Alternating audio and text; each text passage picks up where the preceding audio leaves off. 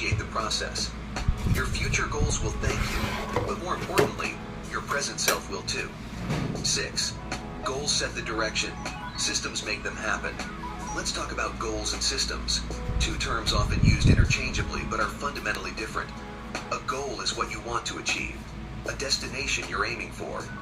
A system, on the other hand, is the set of routines and behaviors that will get you there. You see, goals are great for setting a direction, for giving you that initial burst of inspiration. But what happens after the excitement wears off? That's where systems come into play. While a goal says, I want to lose 20 pounds, a system says, I will exercise for 30 minutes every day. The goal provides the what, but the system provides the how. Here's the thing. If you focus solely on goals, you're setting yourself up for a roller coaster of emotions and likely to be constantly falling short of achieving them. But when you focus on systems, you're always in the game. You're continually making progress, and that's a win in itself. So if you've been fixated on goals, it's time to shift your attention to systems. Because at the end of the day, if you're always in the game, you'll eventually win, sooner or later. 7. Take control of your environment. Have you ever wondered why some habits stick while others fall by the wayside? The answer often lies in your environment. You see, your surroundings aren't just a backdrop to your life. They're an active participant in it. They influence your behavior, sometimes subtly, sometimes overtly, but always significantly. The key takeaway here is to be the designer of your world, not merely the consumer of it. What does that mean? It means arranging your environment to make good habits easier and bad habits harder. For example, if you want to eat healthier, keep fruits and vegetables within easy reach and hide the junk food. If you want to read more, keep a book on your nightstand or your coffee table. By designing an environment that nudges you toward good choices, you're setting yourself up for success. It's like having a personal coach embedded in your life, gently steering you in the right direction. And the best part, once your environment is set up, maintaining good habits becomes almost effortless. It's not about relying on willpower. It's about creating a world where the right choices are the easiest ones to make. So, take a moment to assess your environment. What changes can you make to be the architect and environment that makes success inevitable? 8. Repetition, not perfection. Perfection is the enemy of progress. How many times have you put off starting something because you wanted everything to be just right? The truth is, mastery doesn't come from perfection. It comes from repetition. Bruce Lee once said, I don't fear the man who has practiced 10,000 kicks. I fear the man who practiced one kick 10,000 times. In the realm of habits, repetition is your best friend. Whether it's practicing an instrument, working out, or learning a new skill, the key is to start with repetition, not perfection. Each repetition is a small but significant step toward ingraining that habit into your life. Think about it. The first time you do something, it feels awkward, maybe even difficult. But as you repeat it, it becomes more natural, almost automatic. That's the power of repetition. It turns the unfamiliar into the familiar, the difficult into the doable. If you're aiming to master a new habit, don't get bogged down by the details. Don't wait for the perfect.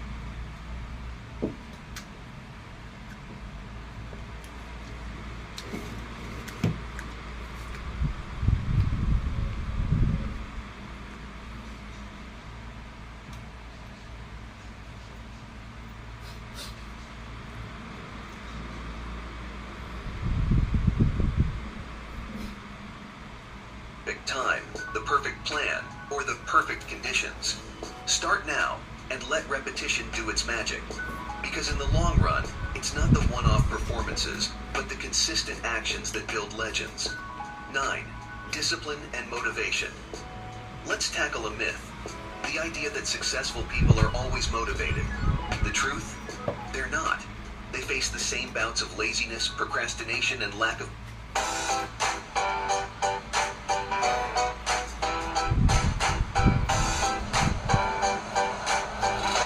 motivation as anyone else. The difference? They show up anyway. Discipline is doing what you need to do, whether you feel like it or not. You see, motivation is fickle. It comes and goes. But habits, they're reliable. And that's why even when successful people don't feel like doing something, they do it anyway. They understand that the path to greatness is paved with consistency, not momentary bursts of inspiration. So how can you apply this to your life? Simple. Make a pact with yourself to show up, no matter how you feel. Whether it's going to the gym, working on your business, or practicing a skill, the act of showing up, even when you don't want to, creates a sense of commitment and discipline that motivation alone can't provide. Remember, the battle is often won before it's even fought. By making the Julia, no no before no tomato. Eating watermelon and my food.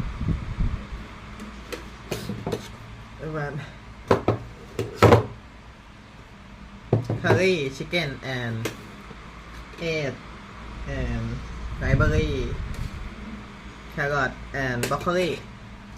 Yeah. And banana, pumpkin.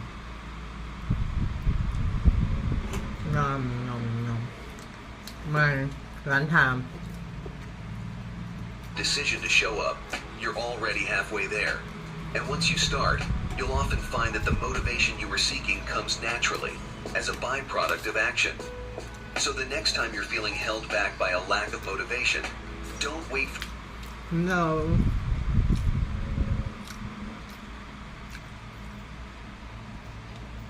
Mini hat.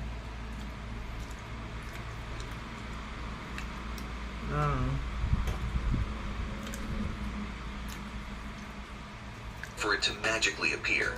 Take action and let the motivation follow. This is the way of the winner. Alright, you've absorbed a wealth of knowledge from Atomic Habits. But let's get real. Information without action is merely entertainment. So here's your challenge. Take out your phone right now. Open your notes app and jot down one micro habit you're committing to start today. It could be as simple as doing 5 push-ups every morning or reading 1 page of a book each night. Got it? Good. Now set a reminder to check in on your progress 1 week from today. This isn't just about forming a new habit. It's about taking the reins of your life. And if you think this video can help someone else seize control of their destiny, go ahead and share it. Let's not just aim for personal greatness. Let's elevate those around us. The ball's in your court. What's your next move?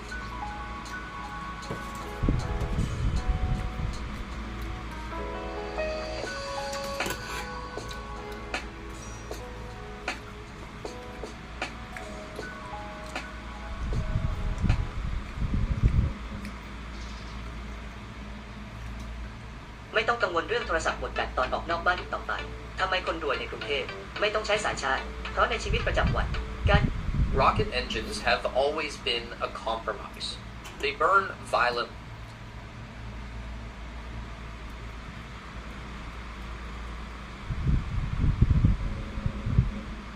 waste fuel, and often destroy themselves in the process. They are machines that fight against physics tooth and nail, barely holding together long enough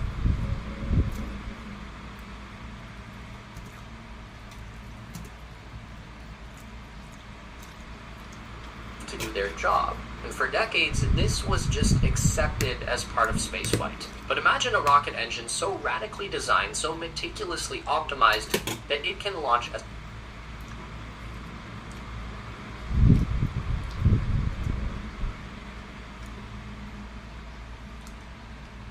spacecraft to orbit,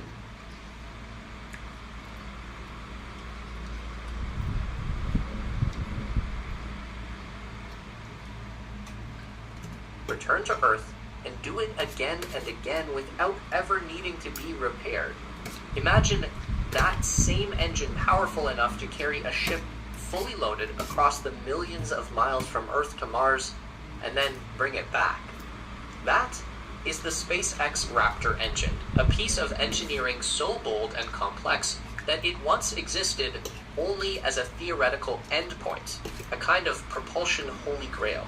It's the first engine in history to fly using a full-flow staged combustion cycle, a design that squeezes every possible drop of energy from its fuel and oxidizer without letting anything go to waste.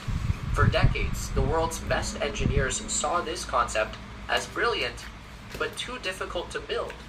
SpaceX not only built it, they are well on their way towards mass production.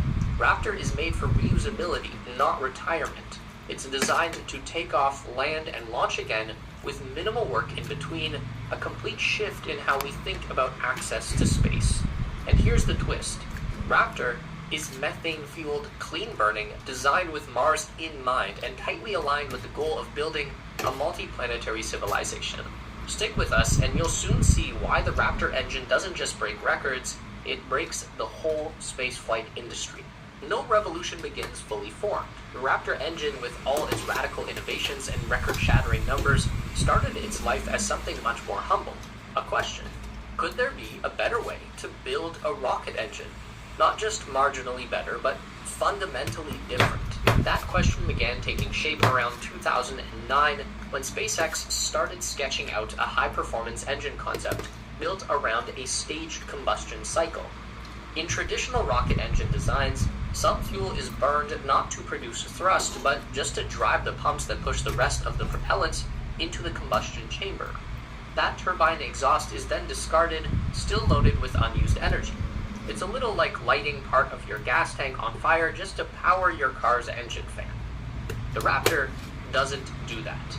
It uses what's known as a full-flow staged combustion cycle, a propulsion concept so advanced until Raptor, it had never flown. In this architecture, both the fuel and the oxidizer are completely gasified in separate pre-burners. These superheated gases are then sent through turbines that drive the engine's pumps. Instead of being vented away, the gases are routed into the main combustion chamber, where they ignite in a final high-pressure burn. Every molecule of propellant contributes to thrust. There's no waste, no dump valves, no fuel-rich smoke trailing away from the rocket. That closed-loop design makes Raptor far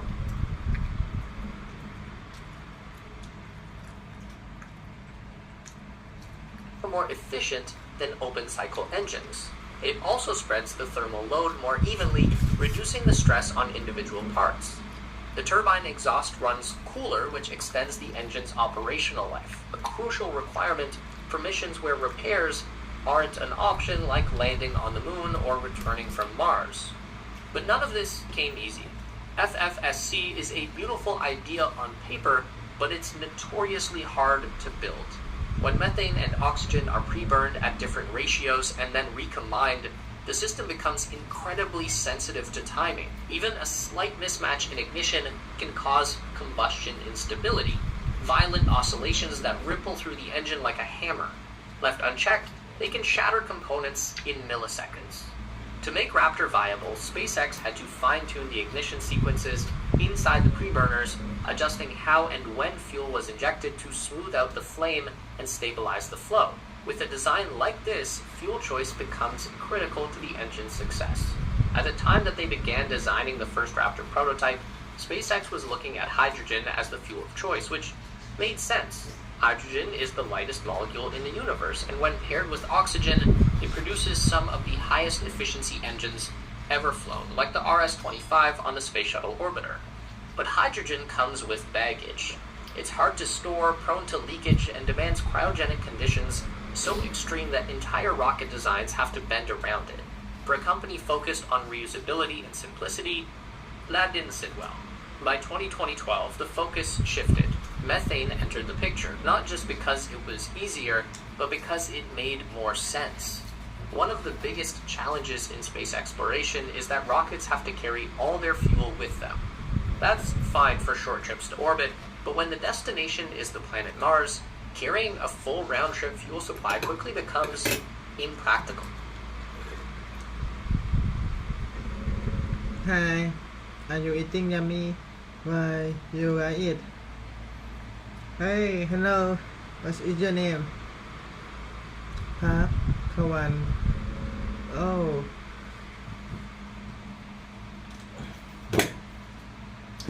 I'm Thailand too. I love Thailand. Yeah, my friend from Thailand. Nice to meet you. Hey. What is your nickname? My name is Chia. CHWR Chia. Hey. My nickname is. Oh, okay. I know your name. ปากหวาน isn't it?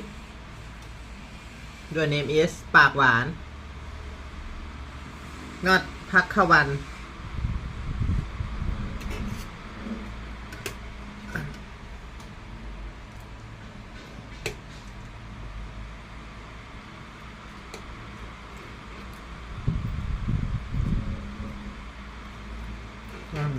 Cool. No. My favorite game is Roblox. Okay. How old are you? Maybe you are chill, shy. But you good at English. You are very good in English.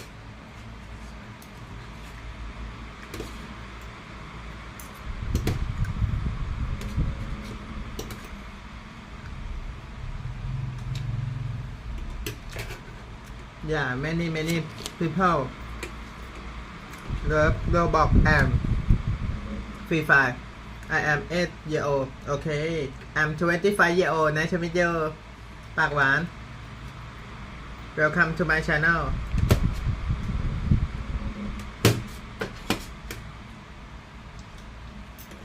Maybe you learn in international school.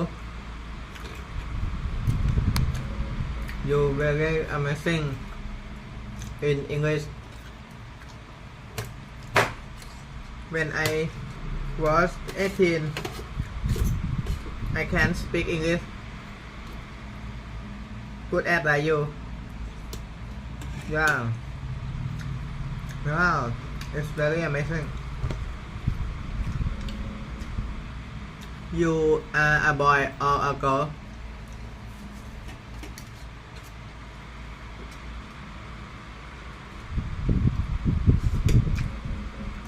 This is too scary. Hide quickly. Oh no, I've been caught. Oh. Methane solves this problem. The Martian atmosphere is made up almost entirely of carbon dioxide. Using a process called the Sabatier reaction, carbon dioxide can be combined with hydrogen to produce methane and water. The water can then be split into oxygen and hydrogen, creating a full fuel and oxidized. I'm so nice to meet you, ปากหวาน It's very amazing today that I talk with you.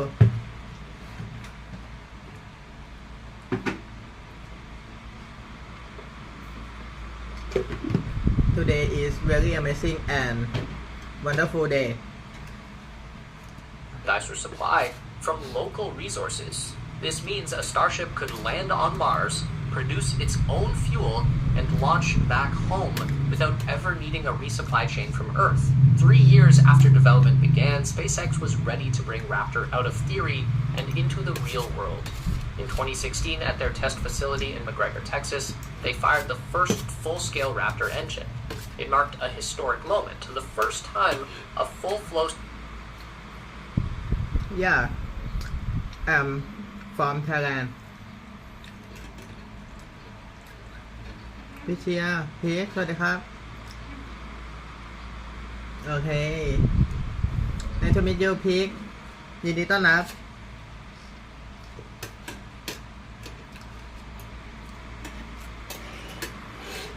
ใช่แล้วปากหวานเชียร์เป็นคนไทย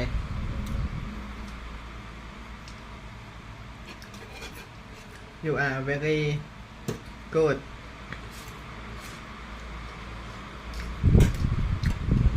No. Okay. Nice to meet you, Pig. No, two people. Nice to meet you.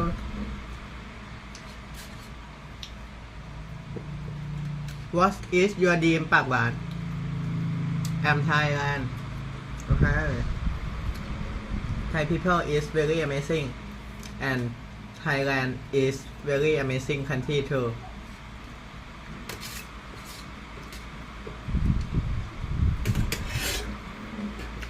I love this แกงเขียวหวาน egg and library and banana กล้วยน้ำว้าหอม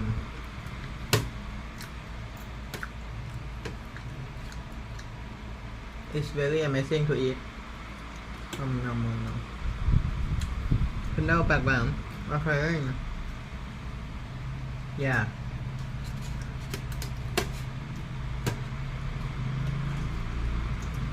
Staged combustion cycle methane engine had ever been ignited. That test didn't make news headlines, but inside the aerospace community, it sent a ripple. Full-flow staged combustion had been attempted before in the Soviet RD-270 and the US integrated powerhead demonstrator, but neither of those engines made it off the ground. From the moment it left the test stand in 2016, Raptor has been in a state of constant transformation, driven by SpaceX's philosophy of rapid iteration.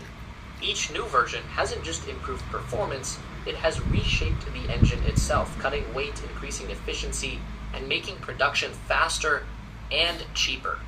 Raptor wasn't designed in isolation, it was built for a specific mission, one that requires an engine capable of more than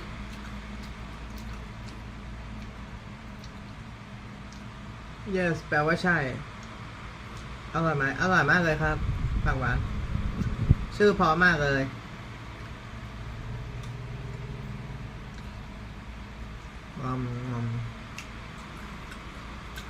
อยู่ป.6 กันนะพีกยังไม่อยู่แค่มาแยดอีกเหรอ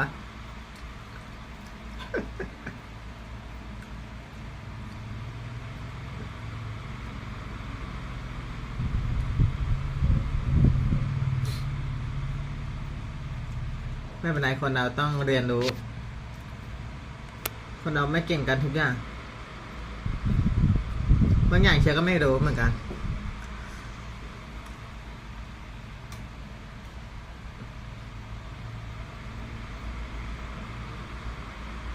หนูอยู่ป.5 ค่ะ and just lifting payloads into orbit. It needed to be powerful enough to launch the largest rocket ever built, efficient enough to operate in deep space, and durable enough to land and fly again over and over. That vehicle is Starship, and together with its super heavy booster, it forms the foundation of SpaceX's plan to make space travel routine and interplanetary colonization possible. At the base of SpaceX's fully reusable launch system is Super Heavy, the first stage booster that will loft Starship out of Earth's atmosphere. Unlike traditional boosters that drop away and burn up, Super Heavy is designed to return to Earth and land vertically and be used again. But doing that at such a massive scale requires an engine with extreme power and precise controllability. Super Heavy is fitted with 33 Raptor engines producing an unparalleled level of thrust. At full throttle, หนูอยู่ป.3/1เก่งมากเลยอยู่ป.3 แล้วเหรอหนูก็อยู่ป.2ถ้าป.3เชียก็เริ่มเก่งอังกฤษขึ้นมาหน่อยละพี่ชอบกินของหวานไหมก็เมื่อก่อนนะชอบทีนี้กินเห็นของหวานต้องหลีกเลี่ยงหนีปฏิเสธชอบกินของหวานนะครับปากหวาน the combined force Shuttle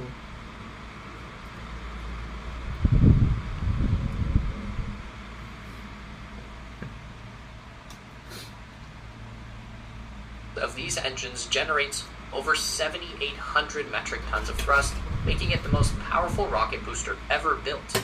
It surpasses the Saturn V, which carried Apollo astronauts to the moon, and even dwarfs NASA's modern moon rocket, the Space Launch System, in raw power. That thrust isn't just about brute force. Super Heavy must also perform controlled landings, meaning Raptor's ability to throttle down to 40% power and restart reliably is just as critical as its top-end performance.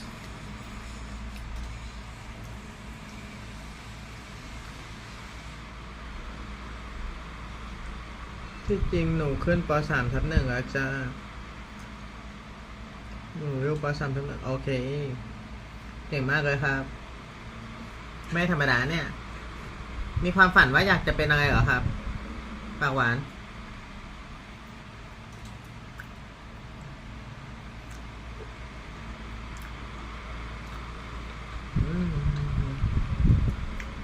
Unlike engines that are used once and discarded, Raptor is built to return, refuel, and launch again with minimal downtime.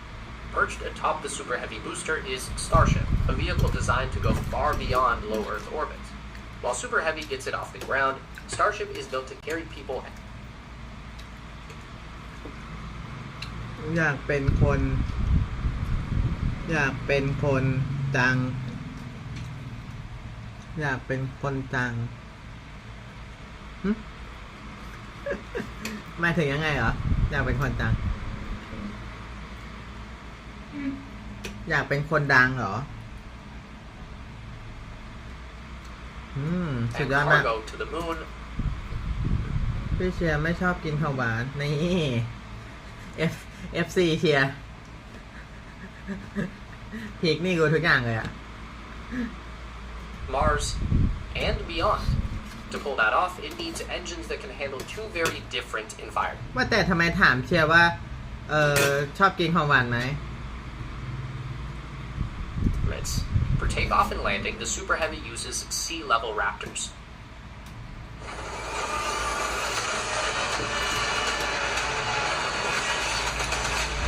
ใช่ค่ะโอเค It's time, partner. Out.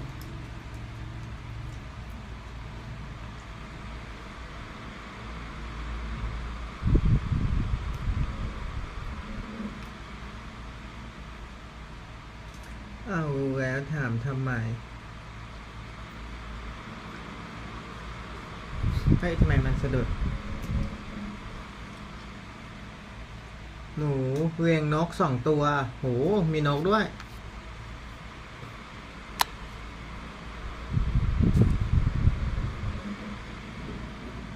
นกชื่ออะไรบ้างครับเอ้ยเน็ตค้างฮะเดี๋ยวแป๊บนึงเน็ตในโน้ตบุ๊กเชียร์ต้องเปิดอันนี้ฮอตสปอตมันคือนกพันคอกคาเทลว้าวพันแปลกฮะไม่ใช่พันคอกเทลเหรอคอกคาเทล Tuned to work in the dense air near a planet's surface. But once the Starship upper stage is out in the vacuum of space, it will also utilize vacuum optimized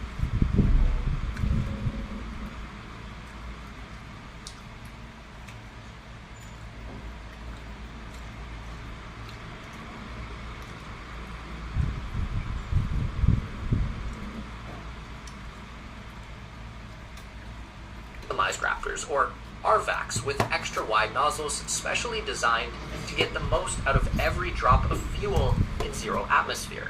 Starship carries a total of 6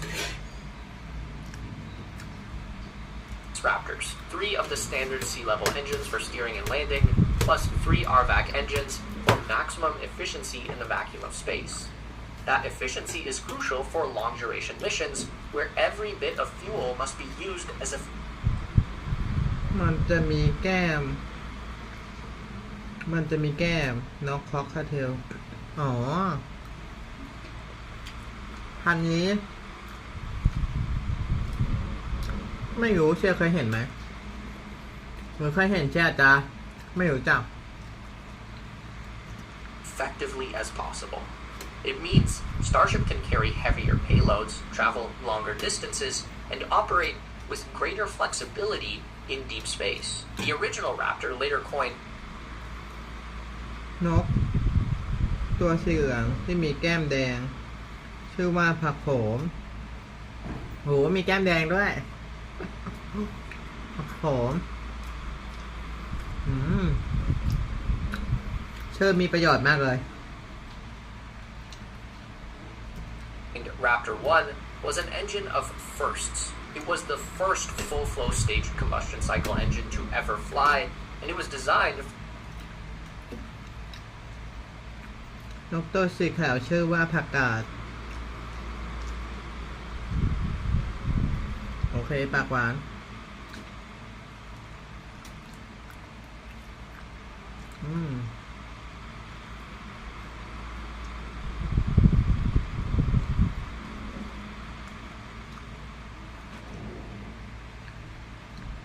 นกตัวสีขาวไม่มีแก้มนะ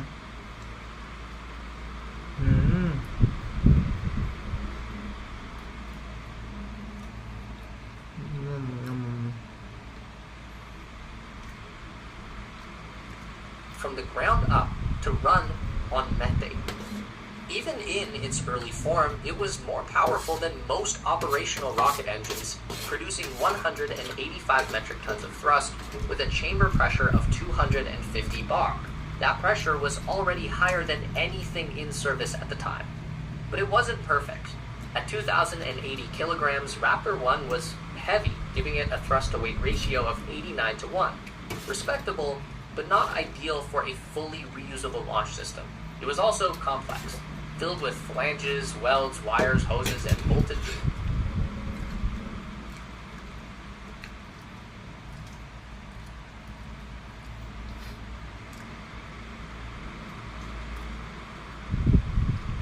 ถ้าผมเห็นพ่อหนูมันจะชอบร้องใส่อ้าวเป็นงั้นอีกมันร้องใส่เลยเหรอแวบแวบแวบแวบมันร้องอย่างงี้ไหมหรือว่ามันร้องยังไง Joints that made manufacturing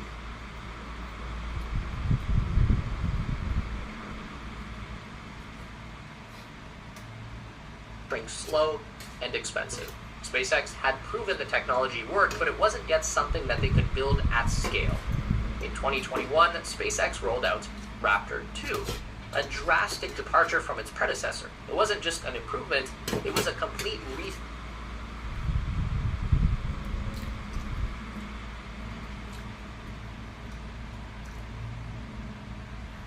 rethinking of how Raptor should be built. Every part of the engine was redesigned to be simpler, lighter, and more powerful. The first thing to change was thrust. Raptor 2 produced 230 metric tons, a 24% increase over Raptor 1. Chamber pressure jumped to 300 bar, pushing the engine even further into record-breaking territory. At the same time, weight dropped dramatically. Raptor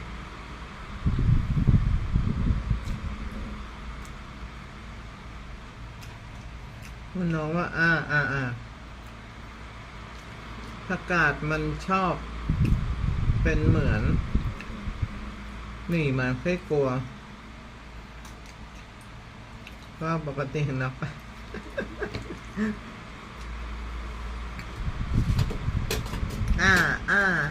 เหรอ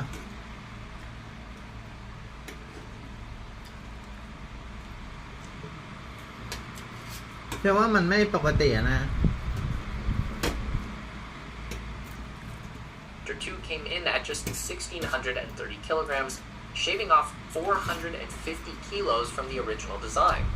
That weight saving alone made it one of the most powerful engines ever built relative to its mass. And then there was the cost. SpaceX has always focused on reducing manufacturing expenses, but Raptor 2 marked a turning point. By simplifying the design, eliminating many bolted joints, reducing welds, and integrating components into larger single pieces, they slashed production costs by 50% compared to Raptor 1. For an engine that was going to power Starship, which uses up to 39 Raptors per launch,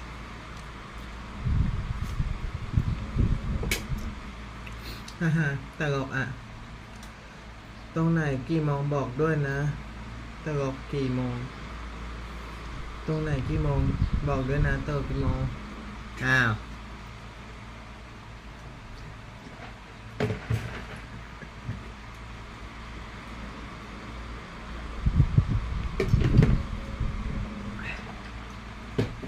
an engine that was going to power Starship, which uses up to 39 Raptors per launch, this wasn't just an improvement, it was the only way to make SpaceX's long-term vision financially viable. By 2024, SpaceX had taken everything they learned from Raptor 2 and pushed it even further with a new prototype engine, Raptor 3. Thrust แจ้งขวานกับอันนี้หมดเชื่อจะเก็บก่อนโอ้ โ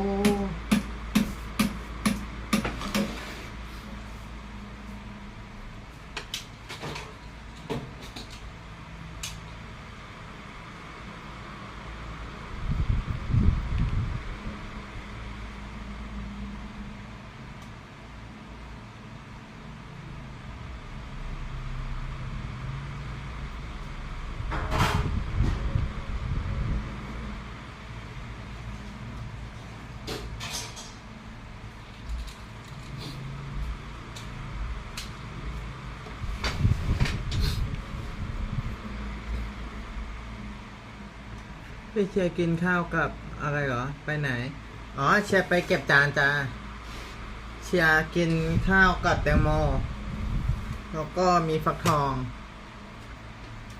รอพี่ โอเค Climbed once again, reaching 280 metric tons, a 22% increase over Raptor 2. Chamber pressure soared to 350 bar, shattering all previous records. No other operational rocket engine has ever reached such high pressure. Weight continued to drop. Raptor 3 came in at just 1,525 kilograms, bringing its thrust-to-weight ratio far ahead of competitors like the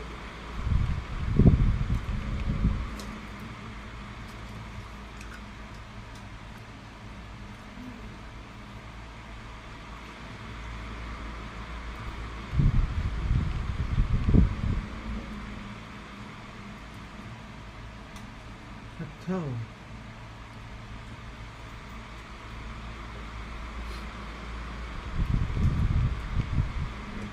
Let's go.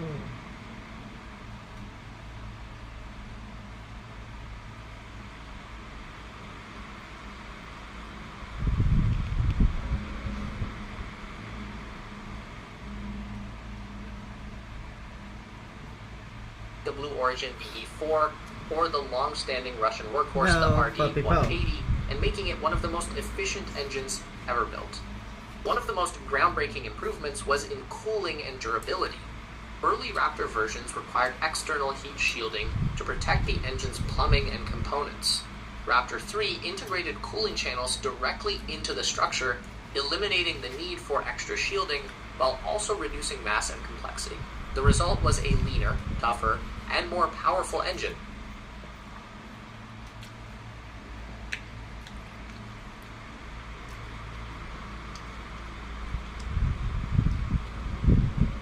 โอเคครับ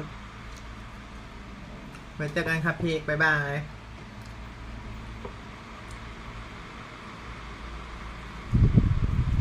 One that could be produced faster, cheaper, and at a scale never before seen in rocketry. And if history is any guide, Raptor 3 won't be the last iteration. With each new version, โอเคเลยท่านAffirmation and SpaceX has made the engine lighter, stronger, and easier to build, and they're not done yet. The company is already working on an even cheaper and more powerful design. บ๊ายบายค่ะบ๊ายบายครับ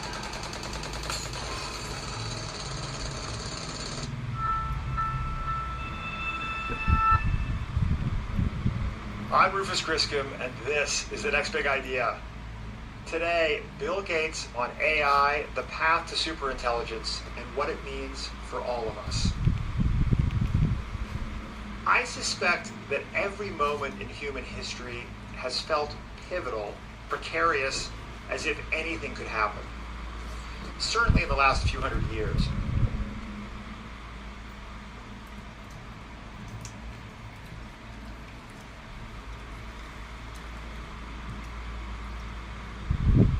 But it also must be true that some moments are more pivotal than others.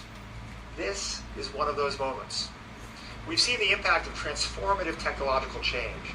The internet has sped the world up, and social media, now on most every phone in most every hand, has polarized our communities, hyperbolized our politics, and now we are in the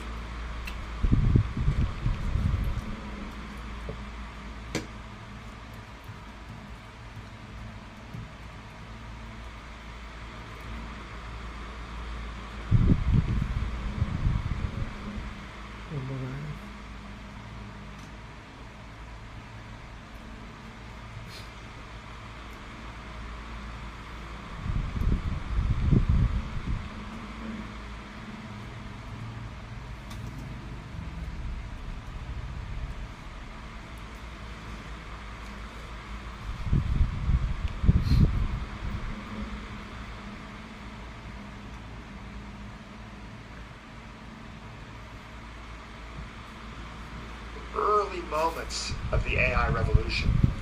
What will the next decade bring?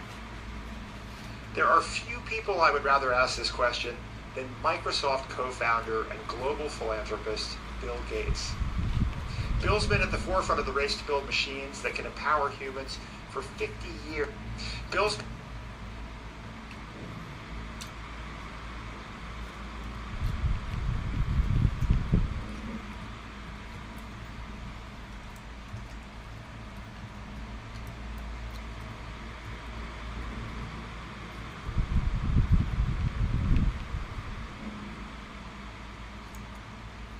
been at the forefront of the race to build machines that can empower humans for 50 years, ever since he declared his mission to put a computer on every desk in every home.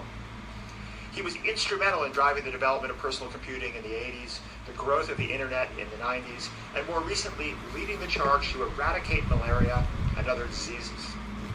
In the last few years, he's been on the front lines of Microsoft's partnership with OpenAI and the development of GPT. How is it, you may be wondering, that Bill Gates has ended up joining us today? Well, for the last few months, I've been reading a book that's being published serially by Harvard Business Review. It's called AI First, and it features interviews with folks like Reid Hoffman, Mustafa Suleyman, Sam Altman, and Bill, who collectively make the case that AI isn't overhyped, it's underhyped. We thought it would be interesting to not just interview the co-authors of this book, career technologist Andy Sack, an old friend of mine, and former Starbucks chief digital officer Adam Brotman. And they suggested inviting one of their most interesting interviewees, Bill Gates. And so what's Bill's take on the AI revolution? Superintelligence is coming. There's no clear way to slow it down. And the technology available today is already a game changer.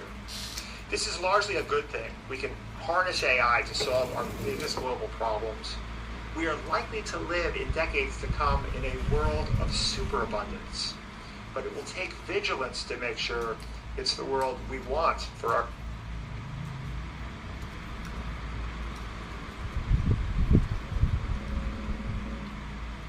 ourselves and generations to come. Bill Gates, welcome to the next big idea. Thank you.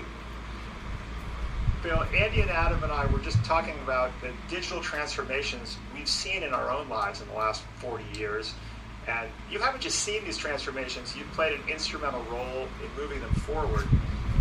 You said that the demo you saw last September of GPT-4 was mind-blowing. Was it more mind-blowing than the first demo of the graphical user interface that you saw at Xerox PARC in 1980?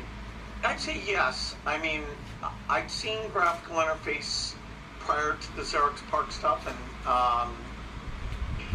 that, was an embodiment that helped motivate a lot of what Apple and Microsoft did with personal computing in the decade after that. People kind of take it for granted today that we have those interfaces. But, compared to unlocking a new type of intelligence that can read and write, graphics interface is clearly less impactful, which is saying a lot. Well, I was interested to learn that AI is not a new interest of yours.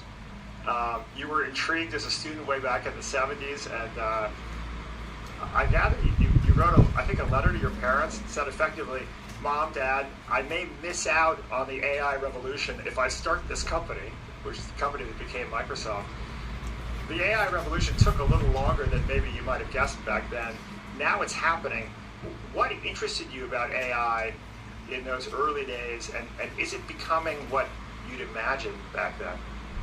Well, certainly anybody who writes software is thinking about what human cognition is able to achieve and, making that comparison. And when I was in high school, there were things like Shaky the Robot at Stanford Research Institute, which should engage in reasoning and come up with an execution plan and move, figure out to move the ramp and go up the ramp and grab the blocks. And, it felt like some of these key capabilities, whether it was speech recognition, image recognition, would be fairly solvable. there were a lot of attempts in so-called rule-based systems and things that just didn't capture the rich.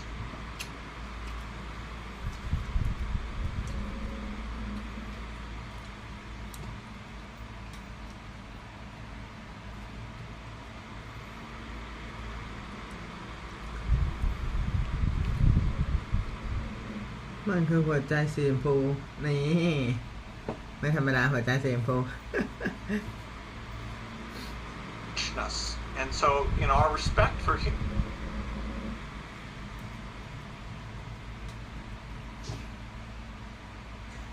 human cognition, constantly goes up as we try to match pieces of it. But we saw with machine learning techniques, we could match vision and speech recognition, so that's powerful. But the holy grail that even after those advances, I kept highlighting was the ability to read and represent knowledge like humans did was just, nothing was good at all. Then language translation came down, but still that was a very special case thing. But GPT-4 in a very deep way, far beyond GPT-3, showed that we could access and represent knowledge, and it's the fluency